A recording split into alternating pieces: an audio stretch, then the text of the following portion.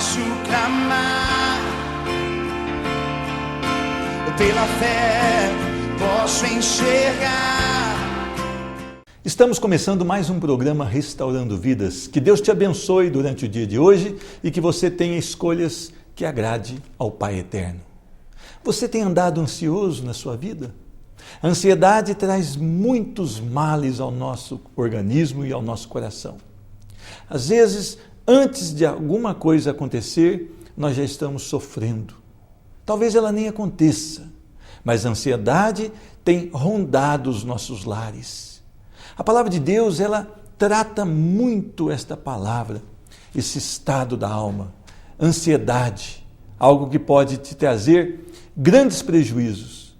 Mas se você começar a pensar que Deus está no comando da sua vida e que o seu dia está totalmente entregue a Ele, você pode acalmar o seu coração. Até porque a ansiedade não vai lhe adiantar nada. A palavra de Deus, em Mateus capítulo 6, no verso 27, diz: Qual de vós, por ansioso que esteja, pode acrescentar um côvado ao curso da sua vida? A ansiedade não nos pode acrescentar nada. Nós temos é que descansar sob a poderosa mão do Altíssimo Deus. Cuidado, cuide da sua vida, cuide do seu físico, cuide do seu coração. Deixe Deus dar a orientação certa.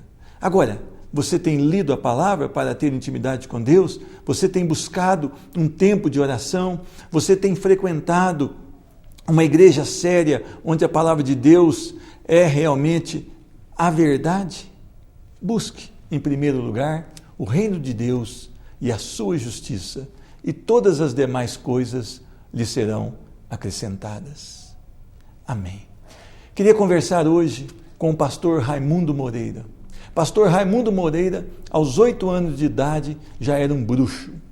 Serviu muito tempo a Satanás, num total de 27 anos. Mas hoje é um homem regenerado e lavado no sangue de Jesus. Vamos passar então essa entrevista? Posso clamar, pela fé posso enxergar. É um grande privilégio receber hoje no programa Restaurando Vidas o meu irmão em Cristo, pastor Raimundo Moreira. Deus te abençoe e seja bem-vindo. Amém, pastor. Muito obrigado. Agradeço a você pela oportunidade de estar aqui na cidade de Poços de Caldas. Que Deus possa abençoar esta cidade. Amém. Hoje, pastor Raimundo, salvo no Senhor Jesus, com uma missão que o Senhor Jesus tem para a tua vida, mas não foi sempre assim. O senhor foi um homem que iniciou nas coisas de Satanás. Eu queria saber como é que foi a sua infância, pastor. Onde que você começou a trabalhar? Na realidade, eu nasci num terreiro de magia negra, né, e me criei, não que eu me envolvi, mas já fui envolvido desde o ventre da minha mãe, isso lá em Salvador, na Bahia. Fui o bruxo mais novo da história da magia negra, com 8 anos. Já tinha feito cabeça, né, feito santo, como diz. Mas hoje estou restaurado e liberto pelo poder do sangue do Cordeiro. Amém. Para a gente compreender um pouquinho isso, pastor, porque muitas pessoas, elas acham vantagem fazendo um pacto ou buscar também nesses terreiros um sucesso para a vida. Isso é uma coisa muito triste que acontece na vida da pessoa, porque o senhor dos 8 anos ali para frente, cada vez o senhor foi se envolvendo mais. E a derrota ela é grande, né, pastor? Então, as pessoas que, no meu caso, eu nasci, são pessoas envolvidas porque estão desesperadas, estão em busca de uma oportunidade, estão sofrendo, e a primeira porta que eles batem já vai procurando socorro, e na realidade, terreiro de macumba, feitiçaria, bruxaria, gente que está envolvida, nunca foi bem sucedido na sua vida. O diabo, ele prospera e depois ele tira tudo com as duas mãos. Como é que é isso? Eu costumo dizer o seguinte: o diabo dá com a mão e tira com a pá mecânica, né? Na realidade, ninguém prospera, porque ele não tem nada. Mesmo porque Satanás, ele não tem nada, ele não é criador, ele é apenas uma criatura e ele não pode abençoar ninguém. Entendeu? Então as pessoas que conseguem, é uma ilusão. É uma ilusão. E isso acaba com o tempo. No meu caso, eu perdi tudo da noite para o dia. Agora, pastor, o diabo também, ele exige certas coisas que são abomináveis a uma pessoa na sã consciência ou a um crente no Senhor Jesus. O senhor foi levado a fazer muitas coisas que hoje o senhor olha e fala, é impossível, não é verdade? É verdade, as pessoas até duvidam do poder da obra de Satanás. Acha que ele é bonzinho, acha que ele não chega a tanto. Mas a Bíblia diz que ele veio matar, roubar e destruir. Então as pessoas sofrem e ficam presas, como bem o senhor falou, pastor. Quando a pessoa vive sobre a ameaça de Satanás, ele não tem saída. Ele não tem como escapulir das garras do inferno, não tem como sair, porque ele vive em constante ameaça, em constante perseguição. Se ele sair, se ele não fizer a coisa certa, o que é que acontece? O inimigo ameaça de morte, de acidente, de a pessoa ficar neutralizado, paralítico, cego, qualquer uma coisa dessa. E isso não são poucas as pessoas que têm sofrido essas consequências, não. São muitas.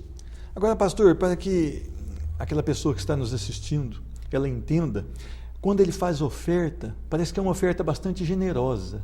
Então depois, quando você entra e você se envolve, aí ele se mostra realmente como alguém carrasco, alguém que cobra, alguém que vai implacavelmente exigir os seus direitos.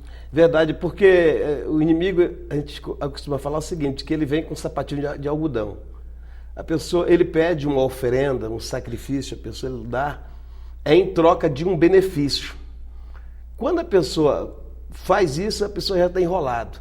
E até mesmo quando a pessoa coloca seus pés dentro de um terreiro de macumbaria, de bruxaria, porque eu não vou esclarecer aqui como se divide bruxaria, mas são diversas partes. Quando a pessoa coloca os seus pés lá dentro apenas, colocou os pés por curiosidade, na companhia de alguém, ela já está envolvida diretamente com o negócio. Agora, pastor, dentre as experiências que o senhor teve servindo ao diabo, está ali que o senhor muitas vezes dormia em cemitério, chegava a comer carne de defunto, é isso mesmo que acontecia? Eu comia defunto, eu dormia com o defunto, eu tinha relação amorosa com o defunto.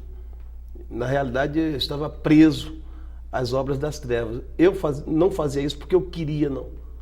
Não é porque eu queria fazer, não é porque eu tinha alegria, prazer em fazer. Eu fazia essas coisas porque eu era obrigado, eu tinha uma obrigação. Eu era forçado. Eu dei uma procuração para Satanás, direitos que ele tinha sobre a minha vida, de atuar quando e a hora que ele bem entendesse. Então, e esse fato de dormir no cemitério é porque do lado do meu terreiro, que eu tinha lá em Salvador, bem do lado assim, tinha uma igreja evangélica. E toda vez que eu ia tocar o atabaque, cantar uma música, uma chula, um caboclo, invocar uma entidade, o pastor do outro lado começava a cantar seus hinos da harpa cristã, começava a louvar a Deus, a orar, a repreender, e eu não sentia bem ficar naquele lugar.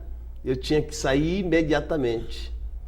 Tanto que você que é servo de Deus, que está me vendo agora, eu quero dizer para você que você incomoda completamente as obras do inferno, no seu bairro, na sua rua, na sua casa. Se a sua vida está na presença de Deus, você faz a diferença. E pastor, nesse seu tempo, o senhor tentou ir em alguma igreja para destruir aquele trabalho evangélico, para destruir aquela... O senhor tentou, de alguma forma, enviado por Satanás, adentrar alguma igreja evangélica? Tentei não, eu fui. Eu fui muitas vezes da igreja evangélica, diversas igrejas, entrava na igreja, jogava pó de pemba dentro da igreja, colocava espírito de contenda na igreja, espírito de sono na igreja, para amarrar crentes, para amarrar vidas. E muitas vezes alguém diz assim, mas será que consegue fazer isso? Meu querido, quantas igrejas que as pessoas não estão nem aí para a obra de Deus, para o poder de Deus.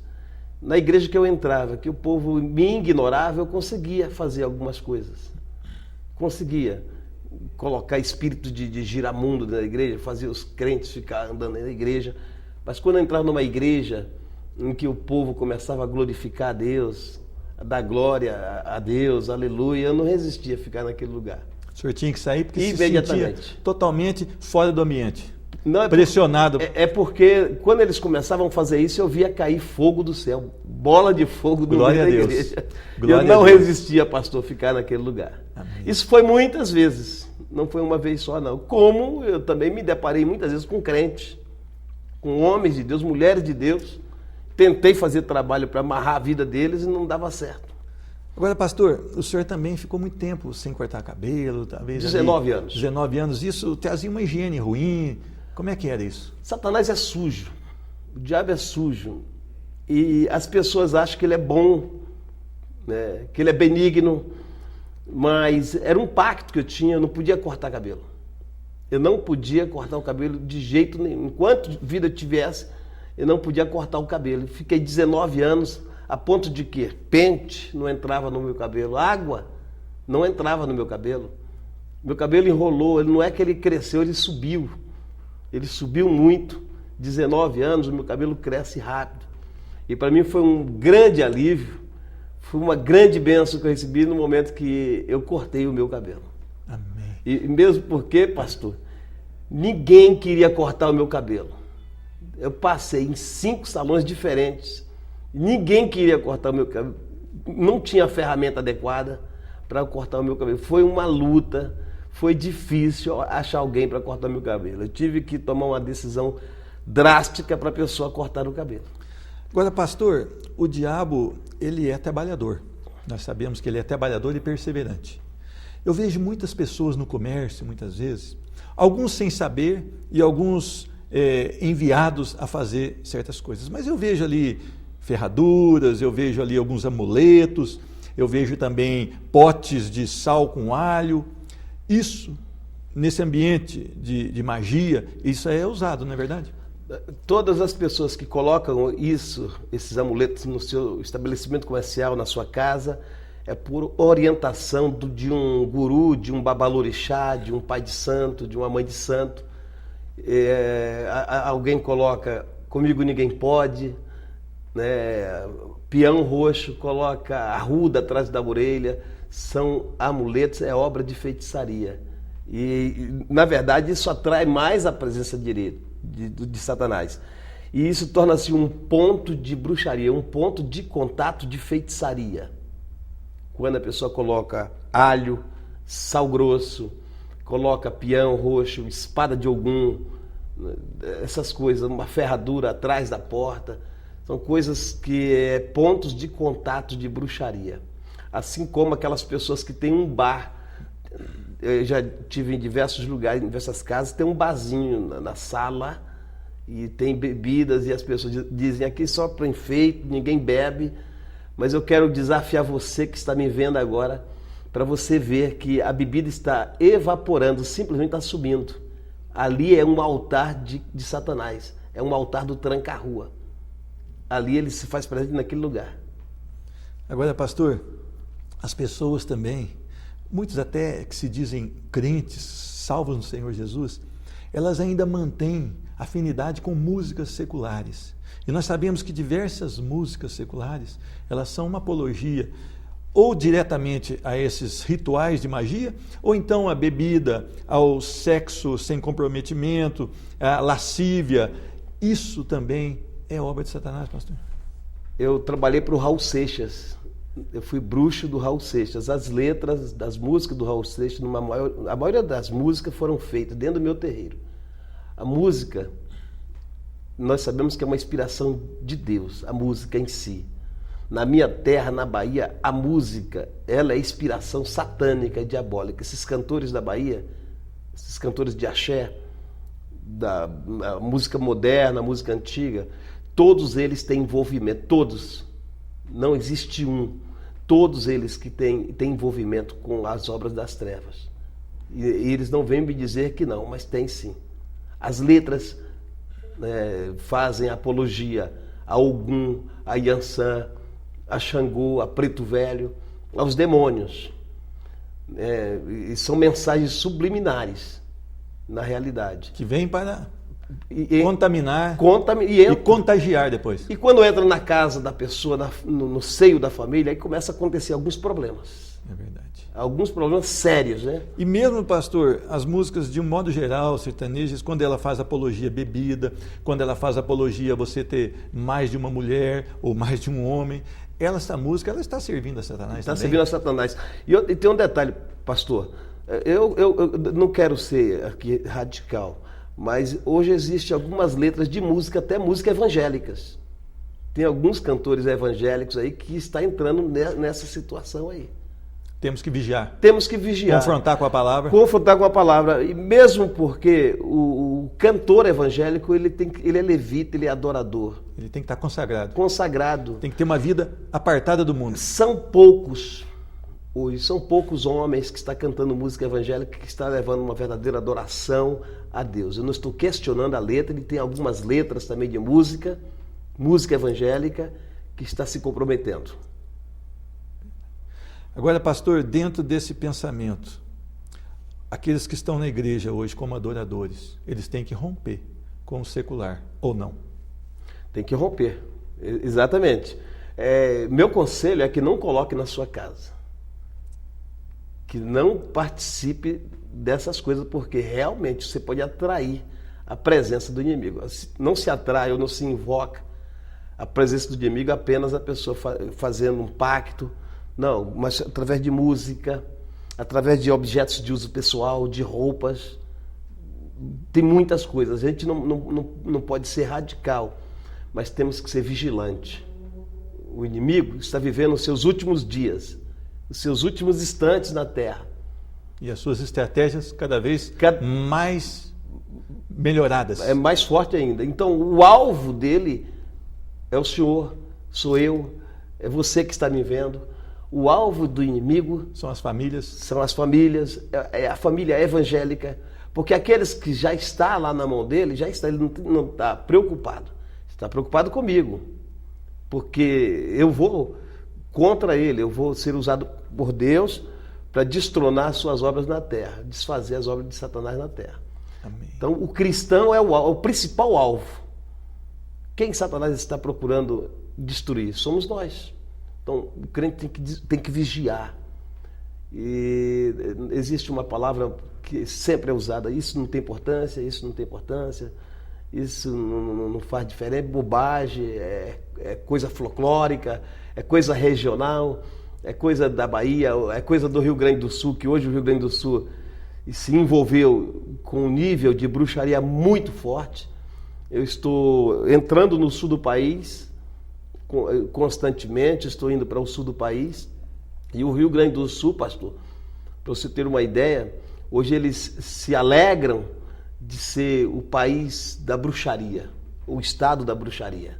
E é um perigo, pastor. Isso é um perigo. Um perigo. Agora, pastor, como nós estouramos o nosso tempo, semana que vem, então, nós vamos terminar a obra que o Senhor Jesus fez na sua vida. Como é que foi essa conversão? Não saia daí, o programa Restaurando Vidas volta já já. Posso clamar pela fé, posso enxergar.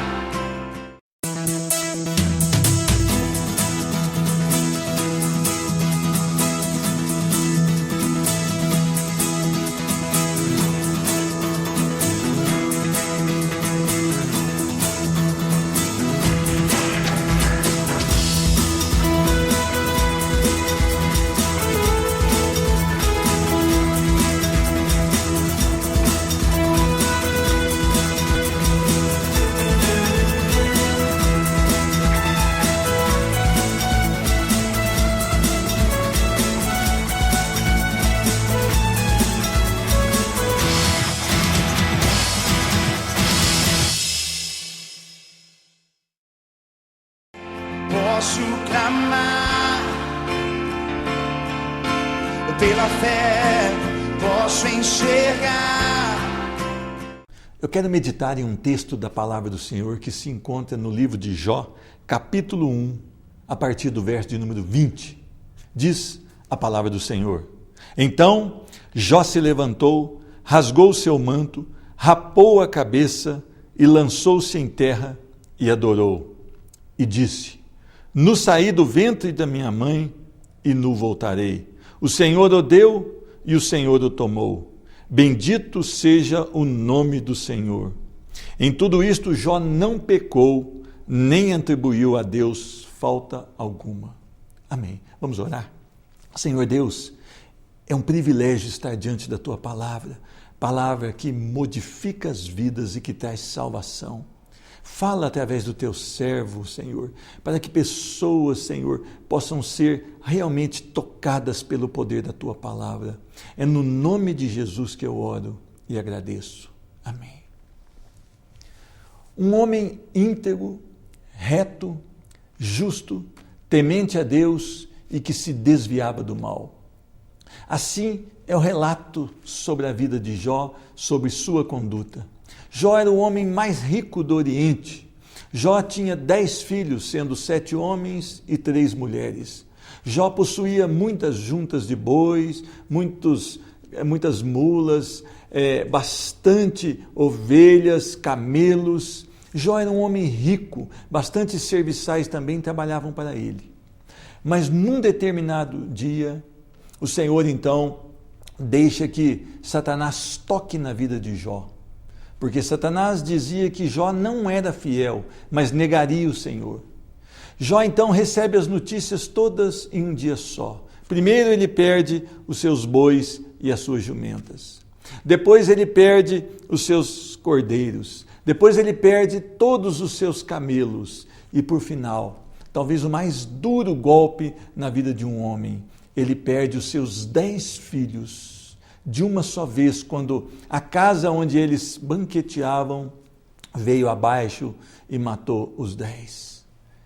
Quando Jó recebe então essa notícia, a notícia que talvez qualquer um de nós pudesse entrar em desespero, pudesse gritar, pudesse blasfemar contra Deus, Jó tem uma postura que realmente demonstra que ele não servia a Deus por interesse, que ele não tinha um relacionamento com Deus, se Deus desse aquilo que ele queria. Jó não estava atrás das bênçãos de Deus, mas Jó queria a presença de Deus sobre a vida dele. O que Jó faz é realmente aquilo que todo cristão deveria fazer. A palavra de Deus, então, ela vem tratar aqui de um assunto: integridade, independente da situação.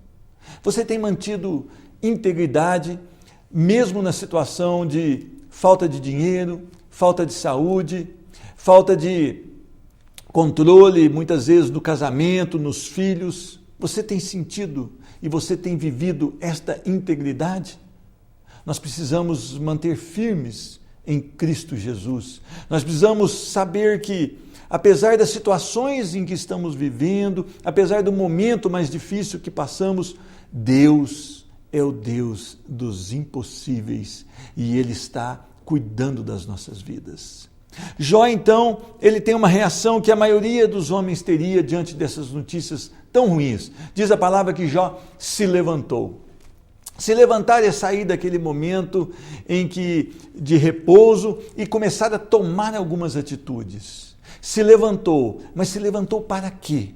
Talvez a maioria das pessoas se levantasse para bater na parede, para gritar, para ofender alguma outra pessoa, mas diz que Jó se levantou, rasgou o seu manto, rapou a cabeça e lançou-se em terra. Jó sentiu muita dor perante essas notícias, principalmente na perda dos 10 filhos. Jó estava totalmente tocado por essa notícia, mas Jó, ele entra num estado agora de humilhação. Jó tinha reverência com Deus e manteve a reverência com Deus, independente das circunstâncias. Jó agora, ele entra num estado de humilhação.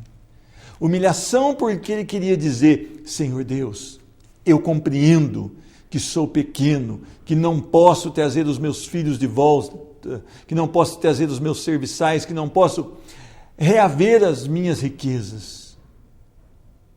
Jó estava declarando ao Senhor Deus que ele era um nada na presença de um Pai onipotente, onisciente e onipresente.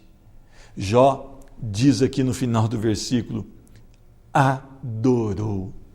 Adorar a Deus quando tudo vai bem, adorar a Deus lá na igreja, quando eles cantam louvor, ou quando oram e você diz aleluia, e você está com toda a vida em dia, é muito fácil.